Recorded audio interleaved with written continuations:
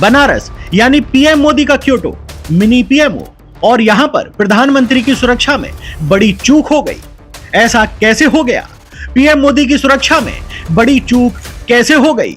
PM Modi के चुनाव क्षेत्र बनारस में एक घटना घट गई।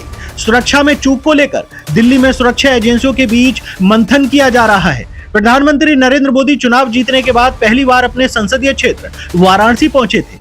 तभी उनके काफिले में धीमी गति से चल रही उनकी बुलेट प्रूफ कार पर भीड़ में से किसी ने तेजी से एक चप्पल फेंक दी। घटना का वीडियो सोशल मीडिया पर तेजी से वायरल हो रहा है। वीडियो में दिख रहा है कि प्रधानमंत्री मोदी का काफिला एक तंग गली से गुजर रहा है और लोग उनके स्वागत में नारे लगा रहे हैं, मोदी मोदी कह रहे हैं। लेकिन तभी किसी नाराज व्यक्ति ने चुपके से मोदी की कार पर अपनी चप्पल उछाल दी। मालूम हो कि प्रधानमंत्री नरेंद्र मोदी लोकसभा चुनाव जीतने के बाद मंगलवार को पहली बार उत्तर प्रदेश में अपने संसदीय क्षेत्र वाराणसी पहुंचे थे, जहां उन्हें कई कार्यक्रमों में भाग लेना था। प्रधानमंत्री मोदी की सुरक्षा में बड़ी चूक चर्चा का विषय बनी हुई है। सवाल उठ रहे हैं कि प्रधानमंत्री की सुरक्षा ऐसी है जिसमें कोई परिंदा भी पर नहीं मार सकता है, फिर इतनी बड़ी हिमाकत कोई कैसे कर सकता है? हालांकि फेंकी गई चप्पल को सुरक्षा कर्मी ने तुरंत उठाकर भीड़ में ही फेंक दिया, जबकि चप्पल पर लगे फिंगरप्रिंट के जरिए जांच करनी चाहिए थी। काशी के लोग पीएम मोदी से नाराज हैं, इसीलिए उनकी जीत का मार्जिन भी काफी कम रहा। मोदी किसान सम्मान निधि की 17वीं किस्त जारी करने के लिए किसानों को संबोधित करने के लिए वाराणसी पहुंचे थे, तभी यह घटना घटित हुई। अब इसकी उच्च स्तरीय जांच की जा रही है।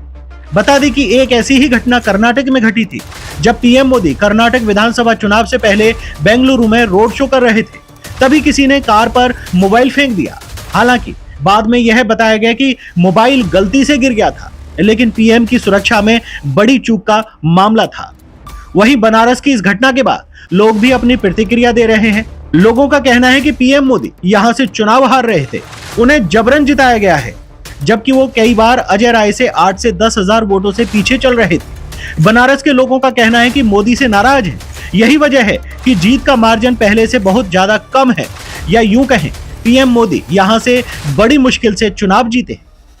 अब वहीं राहुल गांधी ने प्रधानमंत्री नरेंद्र मोदी पर आरोप लगाते हुए कहा कि आप लोगों को पता है कि नहीं, आप लोगों ने देखा या नहीं, वाराणसी में किसी ने प्रधानमंत्री की कार पर चप्पल मार दी।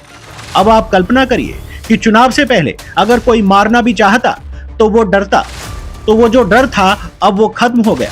और आंतरिक समस्या भी है, उनकी पार्टी में समस्या है, इनके पेरेंट संगठन में दिक्कत है। मोदी का कॉन्सेप्ट था, उसको विपक्ष ने खत्म कर दिया। मोदी की इमेज को हमने फाड़ दिया। उन्होंने कहा कि लोग नरेंद्र मोदी से नाखुश हैं। ये तो जबरदस्ती की जीत है जो कि एजेंसियों का डर दिखाकर हासिल की गई है। बेरोजगार युवा नरेंद्र मोदी से नाराज है, गरीब किसान नाराज है, महिलाएं नाराज हैं, लोग महंगाई से नाराज हैं, कुव्यवस्था से नाराज हैं। आज देश में हर तरफ नाराजगी है और लोग नाराजगी को इस तरह निकाल रहे हैं। उन्होंने कहा कि यह गलत है कि कोई पीएम मोदी पर चप्पल फेंके, लेकिन नरेंद्र मोदी को आत्म मंथन करना होगा कि आखिर लोग उन पर चप्पल फेंकने की हिम्मत कैसे दिखा रहे हैं। राहुल गांधी ने पीएम मोदी पर बड़ा निशाना साधते हुए कहा कि नरेंद्र मोदी का जो कॉन्सेप्ट था वो गुजरात से शुरू हुआ था। गुजरात मॉडल को नेशनल लेवल पर लाए। कॉन्सेप्ट क्या था? मार्केटिंग, हजारों करोड़ों रुपए की मार्केटिंग और डर, एजेंसियों का डर, मीडिया का डर, सरकार का डर। अब क्या हुआ? अब देश में उनसे कोई नहीं डरता है। मतलब एक तरीके से अब उनको कोई भाव नहीं देता है।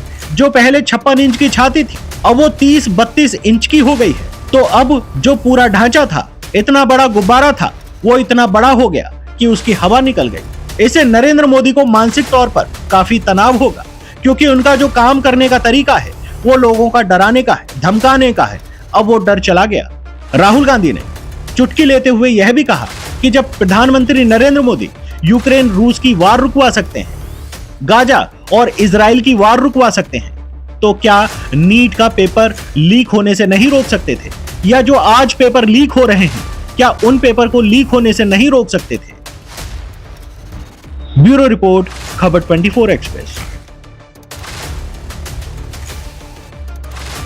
चप्पल फेंक के मार दिया।